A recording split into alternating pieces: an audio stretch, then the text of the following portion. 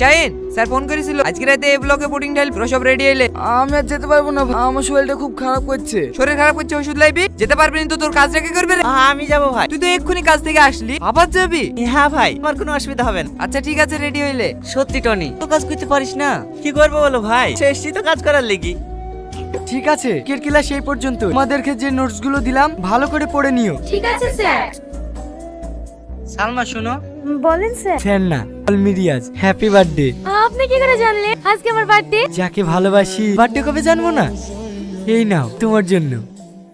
Mobile? এত দামি gift আমার জন্য? হ্যাঁ, তোমার কাছে এটা কিছুই না, তুমি জানো আমার কাছে কতটা দামি। একদিকে যদি পৃথিবীর সমস্ত ধন সম্পদ থাকে আর একদিকে তুমি, আমি শুধু তোমাকেই চাইবো, আপনি আমাকে এতটা ভালোবাসেন? আমার জীবনের থেকেও বেশি। রিয়াজ, জড়িয়ে ধরবে না? তুমিও না?